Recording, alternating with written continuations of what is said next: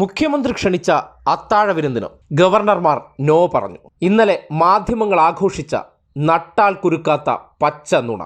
മുഖ്യമന്ത്രി പിണറായി വിജയന്റെ അത്താഴ വിരുന്നിൽ നിന്ന് പിന്മാറി ഗവർണർമാർ. കേരള, ബംഗാൾ, ഗോവ ഗവർണർമാരെയാണ് മുഖ്യമന്ത്രി ക്ഷണിച്ചിരുന്നത്.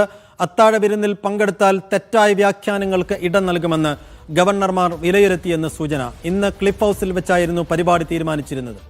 എവിടെ നിന്ന് എങ്ങനെയാണ് ഇങ്ങനെ ഒരു വ്യാജ വാർത്ത ഉൽപ്പാദിപ്പിച്ചെടുത്തത് എന്നതിനെ സംബന്ധിച്ച് അന്വേഷണം നടത്തേണ്ടതുണ്ട്. കാര്യം, മുഖ്യമന്ത്രി കഴിഞ്ഞ ദിവസം തിരുവനന്തപുരത്തില്ല.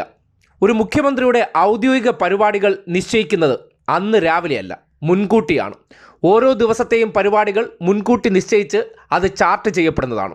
അങ്ങനെ നോക്കുമ്പോൾ ഇന്നലെ മുഖ്യമന്ത്രിയുടെ ഔദ്യോഗിക പരിപാടികൾ എറണാകുളം ജില്ലയിലായിരുന്നു. പെഹൽഗാമിൽ വെടിയേറ്റ് മരിച്ച രാജേന്ദ്രന്റെ വീട് സന്ദർശനവും ഒപ്പം ഔദ്യോഗിക പരിപാടികൾക്ക് ശേഷം ഇന്ന് മുഖ്യമന്ത്രിയുടെ ഔദ്യോഗിക പരിപാടി ഇടുക്കിയിലാണ്. ഇടതുപക്ഷ സർക്കാരിന്റെ 9ാം വാർഷികത്തോടനുബന്ധിച്ച് നടക്കുന്ന ജില്ലാതല യോഗങ്ങളിൽ പങ്കെടുക്കുക. അതിന്റെ ഭാഗമായി എറണാകുളത്ത് നിന്ന് നേരെ 6 മണിക്കൂർ യാത്രയുള്ളതുകൊണ്ട് തന്നെ നേരെ ഇടുക്കിയിലേക്ക് തിരിക്കുകയായിരുന്നു. മുഖ്യമന്ത്രി തലസ്ഥാനത്തേയില്ല.